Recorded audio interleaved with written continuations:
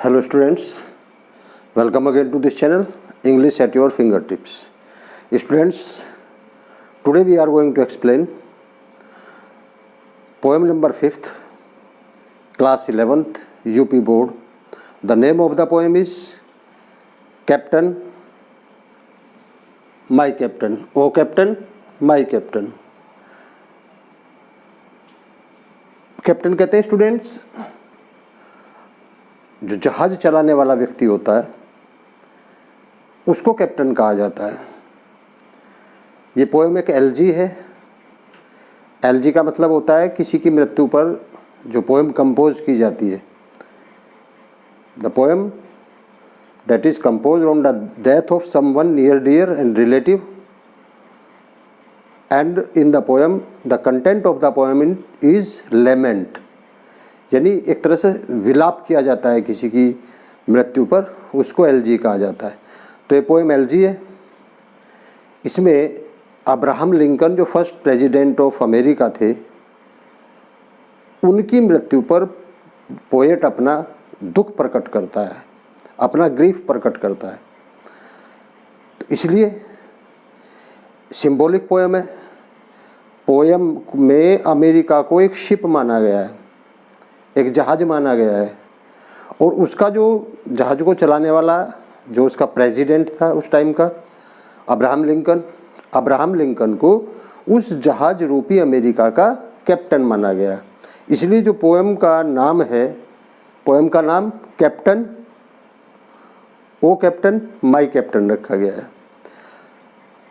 Volt Whitman की जहाँ तक बात है, उनका जन्म 1819 को हुआ था, 17 मई 1819 को, और कोई फॉर्मल एजुकेशन वाल्ट व्हाइटमैन को नहीं प्राप्त हुई थी। स्टार्टिंग में ये एक प्रिंटर अप्रेंटिस थे और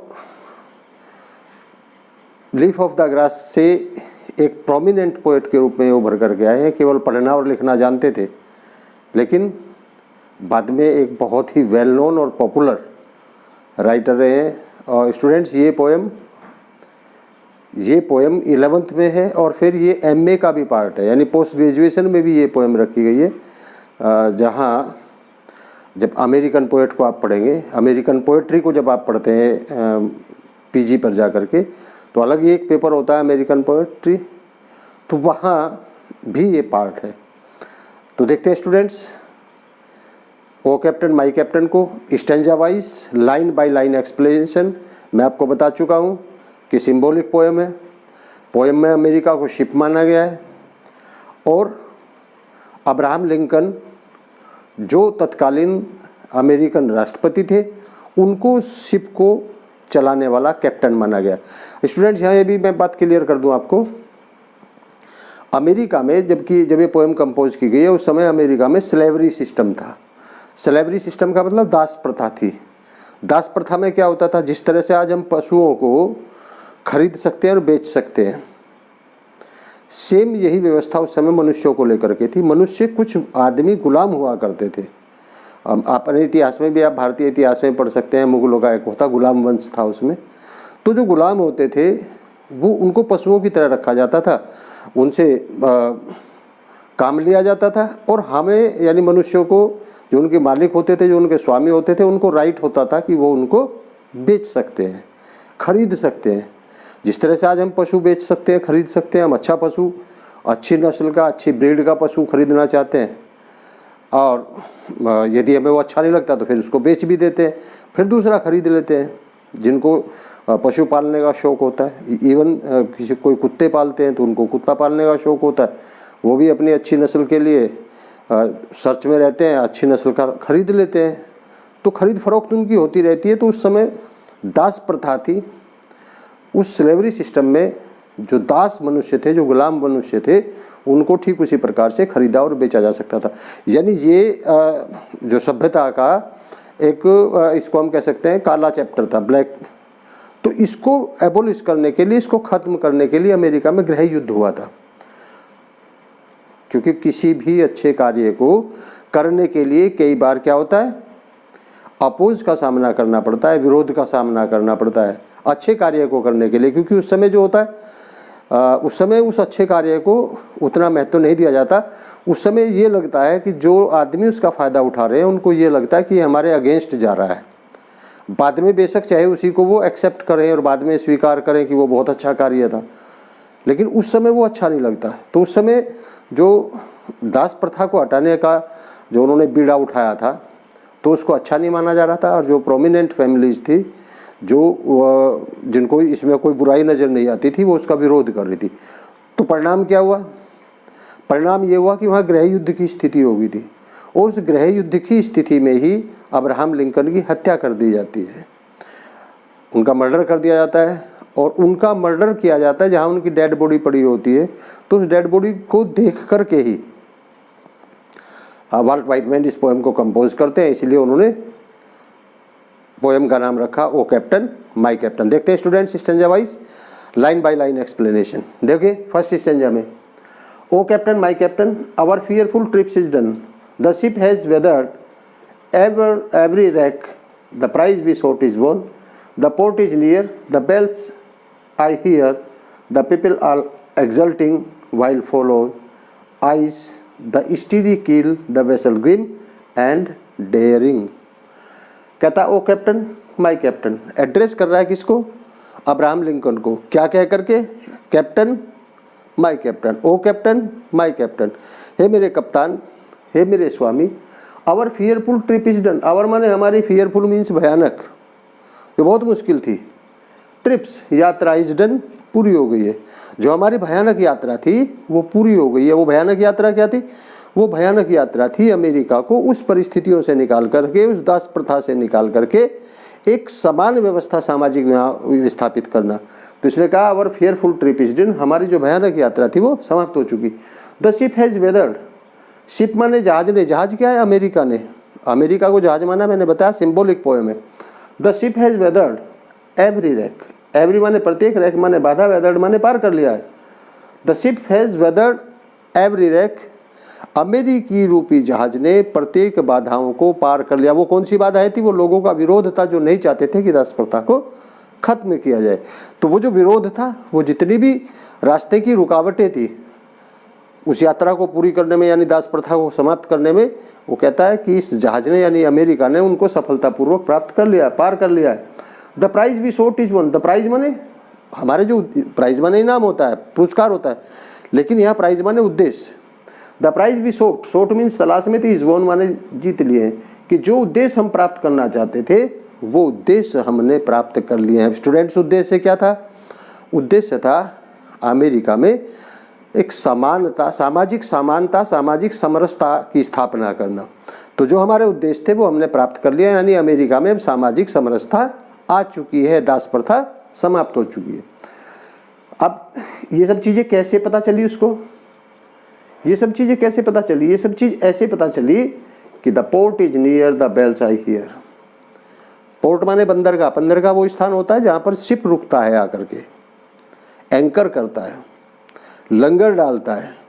ठीक उसी प्रकार से जैसे बस स्टॉप पर आकर के रुकती है, ट्रेन रेलवे स्टेशन पर आकर के रुकती है, प्लेन एयरपोर्ट पर आकर के रुकता है, उसी तरह से शिप जो होता है वो पोर्ट पर आकर के रुकता है, बंदरगाह जिसको कहते हैं। तो क्या कहा? द पोर्ट इज नियर, कि हमारी पोर्ट यहाँ बंदरगाह है, लेकिन यहाँ पोर्ट का मीनिंग क्या होगा? मंजिल, कि हमारी मंजिल नियर मीन्स नज़दीक है। कैसे पता चला कि मंजिल नज़दीक है? उसने दिया द बेल्स आई हियर, कि मुझे घंटियों की आवाज़ सुनाई दे रही है, गिरजाघर के अंदर बजने वाली घंटियों की मुझे आवाज़ सुनाई दे रही है। इसका तात्पर्य क्या है? उन घंटियों से हम ये अंदाज़ा लगा सकते हैं कि हमारी मंजिल नज़दीक है, चूँकि घंटी सुनाई दे रही, और घंटी कहाँ पर है? गिरजाघर में, और गिरजाघर कहाँ पर है? पोर्ट के पास में, यानी हमारी जो मंजिल है वो नज़दीक है, क्योंकि मुझे घंटियों की आवाज़ सुनाई दे रही है। और क्या कह रहा?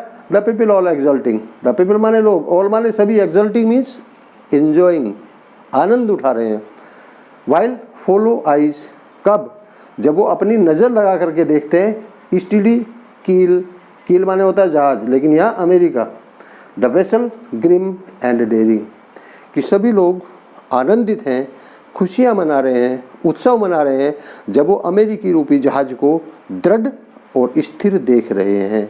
यानी अमेरिका के अंदर जो विप्लव मचा हुआ था, जो डिस्टर्बेंस था, वो अब समाप्त हो चुका है। अमेरिका का शासन दृढ़ है और स्थिर है, और जब लोग अमेरिका रूपी जहाज को दृढ़ और स्थिर देख रहे हैं, अपनी मंजिल पे खड़ा हुआ देख रहे हैं, तो तब लोग खुश हैं, आनंदित हैं और उत्सव मना रहे हैं। तो पहले 2 स्टेंजा जो ये हैं, या पूरा 8 लाइन का एक स्टेंजा है, इसमें क्या किया है उन्होंने, इसमें एक्सप्रेस किया है कि अमेरिका की स्थिति इस टाइम क्या है। फिर से एक बार देखते हैं। O captain, my captain, our fearful trip is done. कप्तान, मेरे कप्तान, हमारी भयानक यात्रा संपूर्ण हो चुकी है। The ship has weathered every rack. जहाज ने प्रत्येक बाधा को सफलतापूर्वक प्राप्त कर लिया है। The prize we sought is won. जो उद्देश्य की हम तलाश में थे वो उद्देश्य हमने प्राप्त कर लिए हैं। अब हमारी मंजिल नज़दीक है, क्योंकि गिरजाघर के अंदर मुझे घंटियाँ सुनाई दे रही हैं, और सभी लोग जब अमेरिका के दृढ़ और स्थिर शासन की तरफ देखते हैं तो वो दृढ़ और स्थिर शासन को देख करके सभी लोग प्रसन्न हैं, खुश हैं और प्रशंसा कर रहे हैं, अमेरिका की प्रशंसा कर रहे हैं आपकी। लेकिन फिर क्या कहता है, but O heart heart heart. Students, heart heart heart का मतलब यहाँ वर्ड ऑफ एक्सक्लेमेशन है, और वर्ड ऑफ एक्सक्लेमेशन से क्या करते हैं, वर्ड ऑफ एक्सक्लेमेशन से हम अपने हृदय के तीव्र भावों को प्रकट करते हैं। तो हार्ट हार्ट हार्ट कह करके यहाँ वाल्ट व्हाइटमैन ने अपने हृदय के तीव्र भाव को व्यक्त किया है। तो क्या कहा, but O heart heart heart, O the bleeding drops of red where on the deck my captain lies fallen cold and dead. अब देखिए यहाँ क्या है, मैंने बताया था कि इसी दास प्रथा को समाप्त करने के दौरान जो सिविल वार अमेरिका में हुए, जो गृह युद्ध अमेरिका में हुए, उस गृह युद्ध में एक टेररिस्ट जो होता है वो अब्राहम लिंकन का मर्डर कर देता है। अब उसकी डेड बॉडी को देख करके अपने हृदय के तीव्र भाव को एक्सप्रेस कर रहा है पोएट यहाँ वाल्ट व्हाइटमैन। क्या कहता है, but O heart heart heart, O the bleeding drops of red, कि जहाँ जहाँ रक्त की, जहाँ खून की लाल लाल बूंदें बिखरी पड़ी हैं, वेयर ऑन द डेक, जहाँ ऊपर जहाज के तख्ते पर अमेरिका के राष्ट्रपति अब्राहम लिंकन का जो मर्डर किया गया था, एक थिएटर के अंदर किया गया था।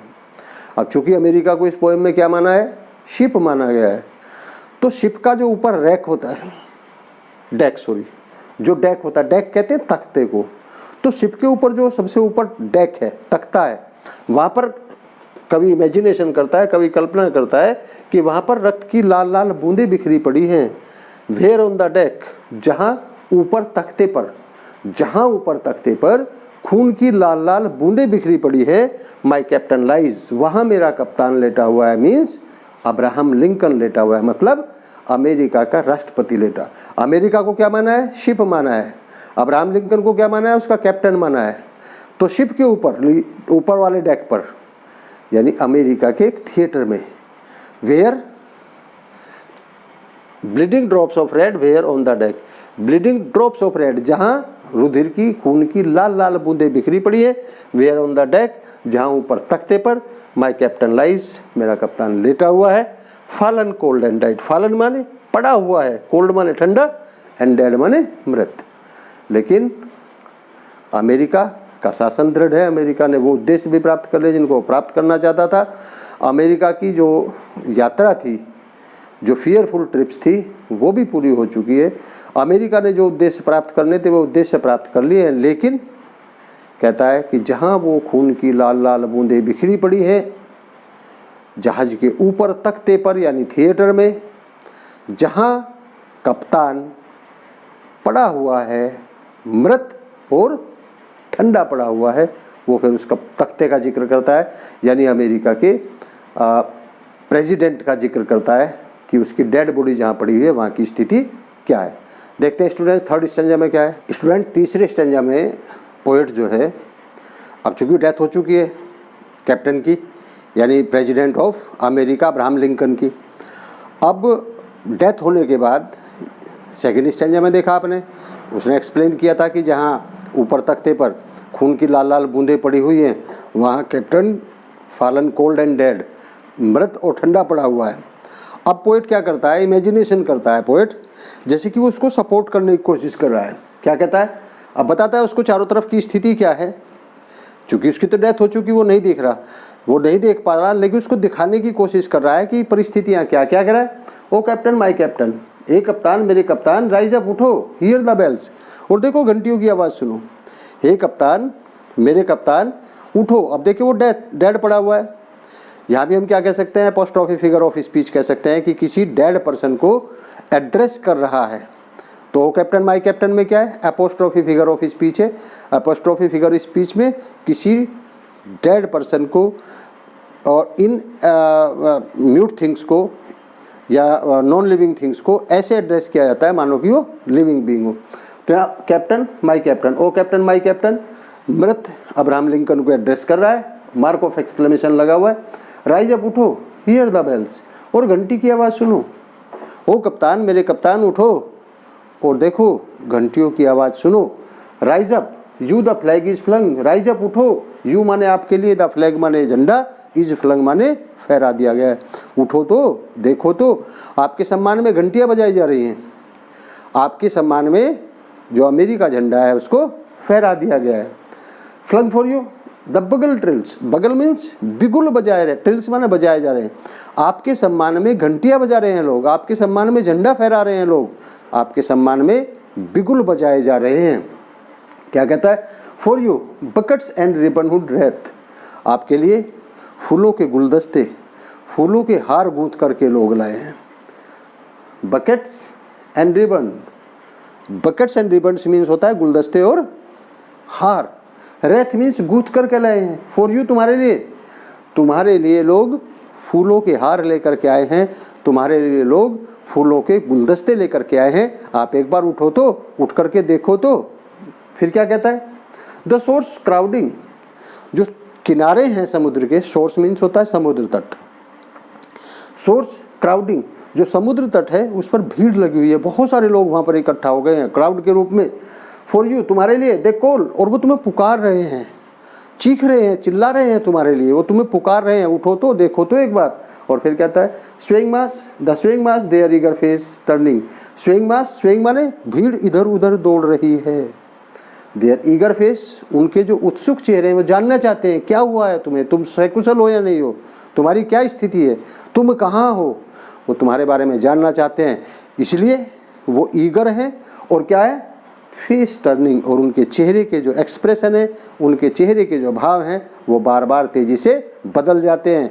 कैसे बदल जाते हैं, मान लीजिए चूँकि इस तरह की चीज़ों में एक्यूरेट इन्फॉर्मेशन किसी के पास नहीं होती, भीड़ होती है, कोई आकर के बता देता है कि वो तो सकुशल है, वो ठीक है, लोग चेहरे पर दूसरे भाव आ जाते हैं। कोई आके बताता ही इज़ नो मोर, उनकी डेथ हो चुकी है, तो लोगों के जो फेस है वो फिर चेंज हो जाते हैं, उन पर जो एक्सप्रेशन है वो चेंज हो जाते हैं, वो सैड हो जाते हैं, ग्लूमी हो जाते हैं। तो इसलिए यहाँ कहा है कि जो स्वेइंग मास है वो कन्फ्यूज़ है, भ्रमित है, इधर से उधर लोग, कोई उधर आ गया तो सारे लोगों की भीड़ उधर लग जाती है, कोई उधर आ गया सारे लोगों की भीड़ उधर लग जाती है।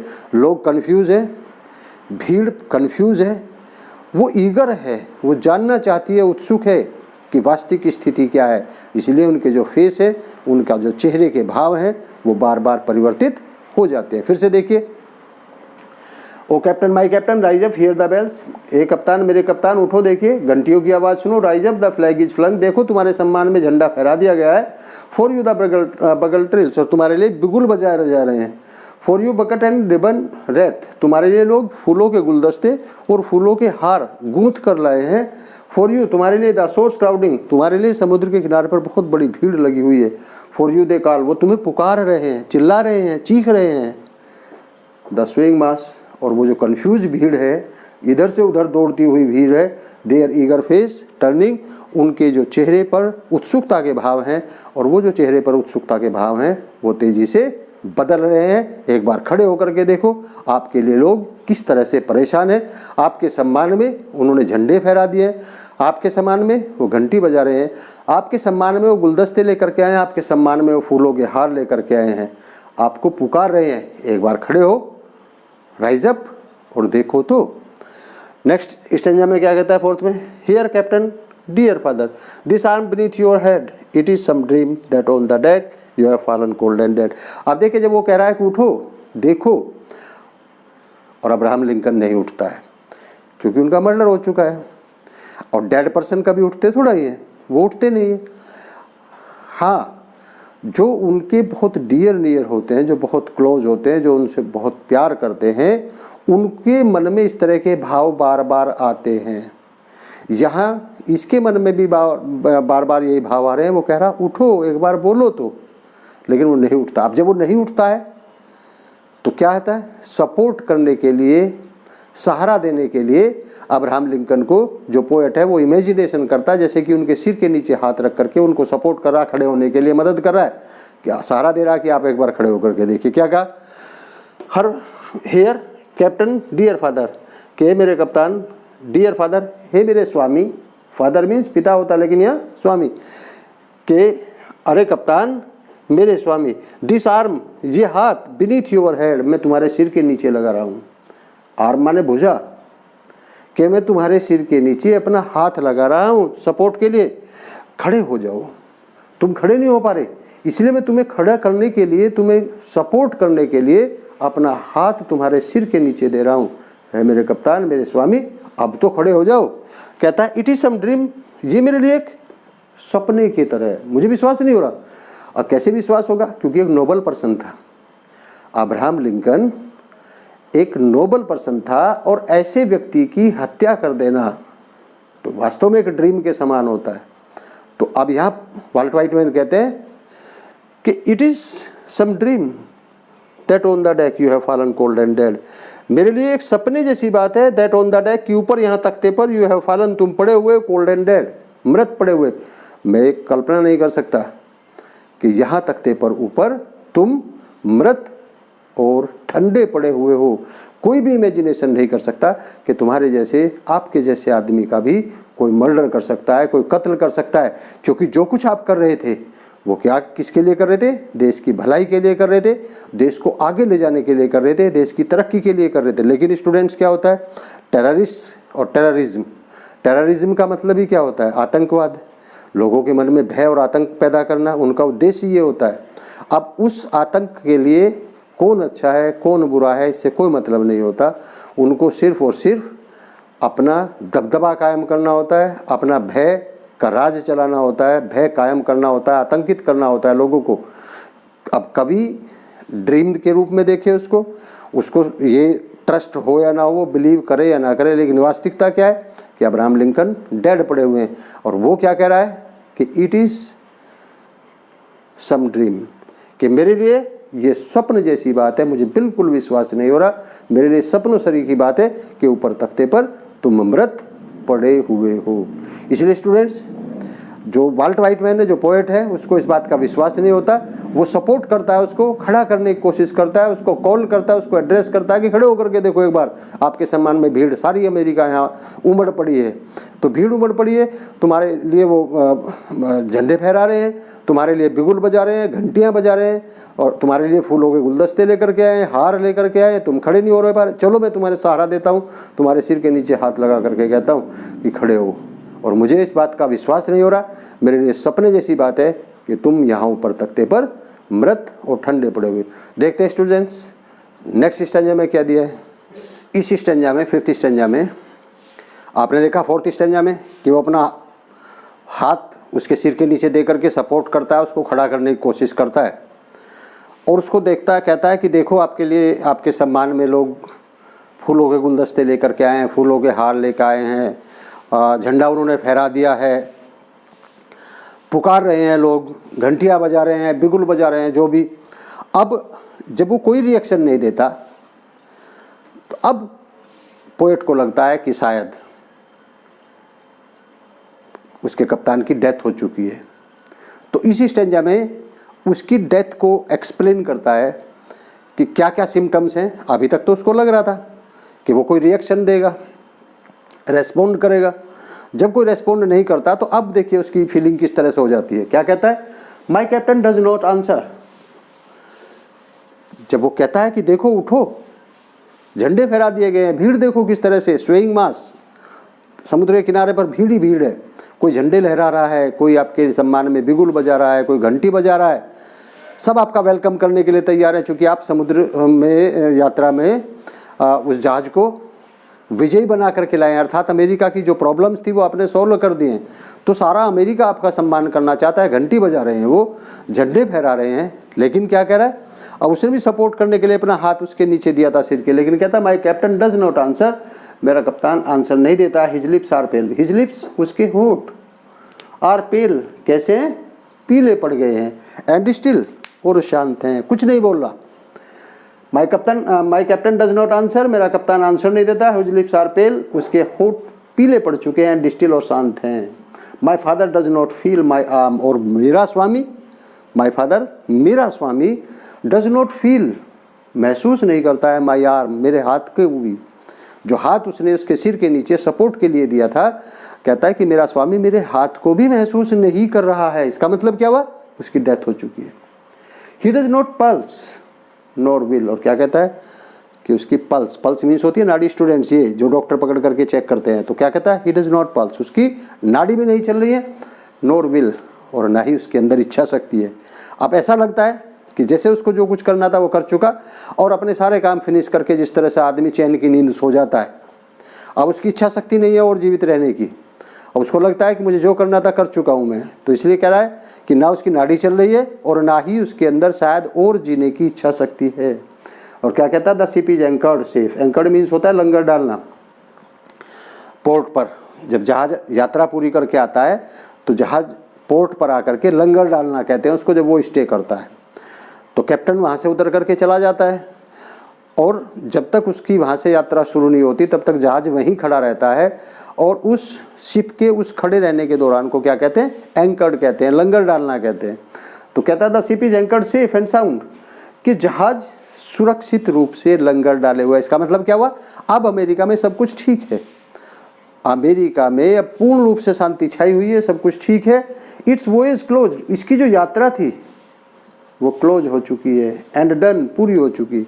वॉयज मीन्स होती है समुद्री यात्रा, कि अब अमेरिकी रूपी जहाज बिल्कुल शांत है, इसकी जो यात्रा थी वो पूरी हो चुकी है। यात्रा क्या थी स्टूडेंट्स, उसकी यात्रा थी कि दास प्रथा को समाप्त करके एक समान समाज की स्थापना करनी है, और इसी के लिए अब्राहम लिंकन लड़ रहे थे, इसी के लिए सिविल वार हो रही थी, इसी के लिए वो लड़ रहे थे। अब उसने दास प्रथा को समाप्त कर दिया, उसके लिए निश्चित रूप से अब्राहम लिंकन को अपनी जान, अपने प्राणों का बलिदान देना पड़ा। लेकिन अब उनके प्राणों का बलिदान देने के बाद, उनकी डेथ होने के बाद क्या कहा इसने, ship is anchored safe and sound, कि जहाज शांति के साथ सेफ एंड साउंड सुरक्षित रूप से लंगर डाले हुए, it's voyage close and done, इसकी जो यात्रा है वो पूरी हो चुकी है, समाप्त हो चुकी है। From fearful trips the victor ship, कि अपनी भयानक यात्रा से ये जहाज, विक्टर शिप मीन्स विजयी जहाज बनकर लौटा है। Comes in with object one, और जो इसके उद्देश्य थे, जिन उद्देश्यों के लिए इसने यात्रा शुरू की थी, जिन उद्देश्यों के लिए इसने अपनी यात्रा प्रारंभ की थी, उन उद्देश्यों को प्राप्त करके वापस लौटा है। तो अमेरिकी रूपी जहाज अब बिल्कुल सेफ है, बिल्कुल सुरक्षित है, बिल्कुल शांत है, अपनी भयानक यात्रा इसने पूरी कर ली है, और उस भयानक यात्रा में जो उसके उद्देश्य थे उसको पूरा करके वो वापस लौट आया है। तो इस समय अमेरिका में सब कुछ सुरक्षित है, अब किसी भी तरह की कोई समस्या नहीं है, ना कि झगड़े हो रहे हैं, ना कि सिविल वार हो रहा है, ना कि गृह युद्ध हो रहा है, अब बिल्कुल शांति है। तो इसलिए जो अब्राहम लिंकन को करना था, जो अब्राहम लिंकन के उद्देश्य थे, वो उद्देश्य उसने पूरे कर लिए। लेकिन अब उसकी न नाड़ी चल रही है और ना ही उसके अंदर जीने की इच्छा शक्ति है। अब वो शांत पड़ा हुआ है, उसके होठ पीले पड़ चुके हैं और उसके होठ बिल्कुल शांत हो चुके हैं। अब पोएट को ये लगता है, चूँकि अब तक तो पिछले स्टेंजा में आपने देखा है कि वो ड्रीम लग रहा था उसको, लेकिन अब उसको महसूस होता है कि उसके कैप्टन की, उसके फादर की, उसके स्वामी की डेथ हो चुकी है, ना नाड़ी चल रही है और ना ही उसके अंदर इच्छा शक्ति है। हाँ, जो उद्देश्य थे उसके वो उसने पूरे कर लिए, जो उद्देश्य थे उसके अमेरिका में एक सामाजिक समरसता लाने का जो उसका उद्देश्य था वो पूरा हो चुका है, दास प्रथा को समाप्त करना उसका उद्देश्य था वो पूरा हो चुका है, और अब अमेरिका में बिल्कुल शांति है, उसके जो उद्देश्य हैं पूरे हो चुके हैं। जब उसके उद्देश्य पूरे हो चुके हैं तो वो अंतिम नींद, अपनी चैन की नींद सो रहा है, क्योंकि करने के लिए कुछ नहीं। जैसे स्टूडेंट्स एक कहावत है हम लोगों के यहाँ कि ऐसे सो रहा है जैसे बेटी का ब्याह करके सो जाते हैं। जैसे फादर जब अपनी बेटी की शादी करता है तो उसको बड़ा रिलैक्स फील होता है। तो यहाँ पोएट का भी यही कहना है कि अमेरिका सुरक्षित है, इसकी यात्रा पूरी, भयानक यात्रा पूरी हो चुकी है, इसने अपने उद्देश्यों को प्राप्त कर लिया है। इसलिए अब अब्राहम लिंकन रिलैक्स होकर के सो रहा है, चूँकि अब करने के लिए उसके पास कुछ नहीं है। जो उसे करना था उसने वो पूरा कर दिया। स्टूडेंट लास्ट स्टैंजा में देखते हैं। लास्ट स्टैंजा में कहता है एक्सल्टोसोर्स एंड रिंगो बेल्स। फिर से अपोस्ट्रोफी फिगर ऑफ स्पीच है। सोर्स, सोर्स का मतलब यहाँ शोर को, समुद्र तट को एड्रेस करके कह रहा है। एक्सल्ट, खुशियाँ मनाओ ओ सोर्स, हे समुद्र के किनारों। अब यहाँ समुद्र के किनारों को एड्रेस नहीं कर रहा हो, बल्कि समुद्र के किनारे पर खड़ी हुई जो लोगों की भीड़ है उनको एड्रेस कर। स्टूडेंट जब भी कोई काम करते हैं, जब भी कोई राजनेता कोई काम करता है तो उसकी आलोचना भी होती है, उसकी क्रिटिसाइज भी किया जाता है, उसके सपोर्ट भी होता है। तो कुछ सपोर्ट करते हैं, कुछ क्रिटिसाइज करते हैं। अब वो उन्हीं भीड़ को एड्रेस करके कहता है कि एक्सल्टोसोर्स एंड रिंगो बेल्स, के समुद्र के किनारे खड़ी हुई भीड़, हे समुद्र के किनारे खड़े हुए लोगों, एक्सल्ट, खुशियाँ मनाओ। रिंगो बेल्स, गिरजाघर में जा कर के, चर्च में जा कर के घंटियाँ बजाओ। क्योंकि खुशी मनाने का एक तरीका उन लोगों का क्या होता है कि वो चर्च में जा कर के घंटियाँ बजाते हैं। तो वो कहता है एक्सल्टोसोर्स एंड रिंगो बेल्स, कि हे समुद्र के किनारे खड़े हुए लोगों, तुम आनंद मनाओ, तुम खुशियाँ मनाओ, गिरजाघर में जा कर के घंटियाँ बजाओ। बटाई, लेकिन कहता है मैं खुशी नहीं मनाऊंगा, क्योंकि अपनी व्यथा वो किस तरह से व्यक्त कर रहा है। बटाई, लेकिन मैं विद मोर्नफुल ट्रीड, मोर्नफुल मीन्स दुखद, ट्रीड मीन्स होता है पग उठाना, लेकिन मैं दुख भरे पगों से, वॉक मीन्स पैदल चल करके जाऊंगा, द डेक माने उस तख्ते पर। आप लोग खुशियाँ मनाओ, आप लोग घंटियाँ बजाओ गिरजाघर की, लेकिन मैं दुखी हूँ। मैं दुख भरे कदम उठा करके, दुख भरे पग भर करके ऊपर तख्ते पर जाऊंगा। माय कैप्टन लाइज, जहाँ मेरा कप्तान पड़ा हुआ है, फॉलन कोल्ड एंड डाइड, जहाँ मेरा कप्तान लेटा हुआ है और ठंडा और मृत पड़ा हुआ है। आप खुशियाँ मनाओ, आपको आपकी खुशी मुबारक, आप खुशियाँ मनाओ। क्यों? क्योंकि आपकी जो दिक्कतें थी, आपकी जो समस्याएं थी, वो तो समाप्त हो चुकी। आप चाहते नहीं थे कि अब्राहम लिंकन, अब वो अपने लिए कुछ नहीं कर रहे थे, कर तो अमेरिका के लिए रहे थे, लेकिन लोग कहीं ना कहीं उसका विरोध भी कर रहे थे। तो जो विरोध कर रहे थे उनको कह रहे थे कि आप खुशियाँ मनाइए, मैं दुखी हूँ, मैं दुखद पग भर करके ऊपर तख्ते पर उस स्थान पर जाऊँगा जहाँ मेरा कप्तान लेटा हुआ है और ठंडा और मृत पड़ा हुआ है। यानी मैं बहुत दुखी हूँ, मैं अपने कैप्टन की, मैं अपने राष्ट्रपति की, मैं अपने प्रेसिडेंट की मौत पर बहुत दुखी हूँ और मैं विलाप करूँगा, मोर्नफुल ट्रीट, दुखी हूँ, दुखद पग भर करके उस स्थान पर जाऊँगा, उस तख्ते पर जाऊँगा जहाँ मेरा कप्तान लेटा हुआ है और ठंडा और मृत पड़ा हुआ है। आप लोग जाओ, आनंद मनाओ, खुशियाँ मनाओ, गिरजाघर की घंटी बजाओ। तो स्टूडेंट्स, ये आपकी पोएम थी, poem number 5, O captain my captain. Walt Whitman इसके कंपोजर थे, अमेरिकन पोएट थे। स्टूडेंट्स, यदि आपने मेरे चैनल को अभी सब्सक्राइब नहीं किया है तो चैनल को सब्सक्राइब करिए, ताकि आने वाले वीडियो के नोटिफिकेशन आपको टाइम से प्राप्त होते रहे।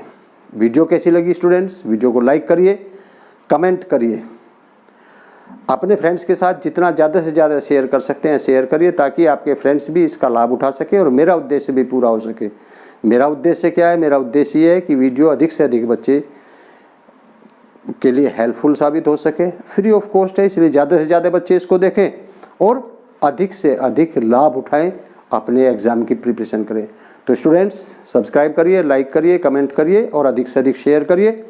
मिलते हैं नेक्स्ट वीडियो में, तब तक के लिए थैंक यू वेरी मच।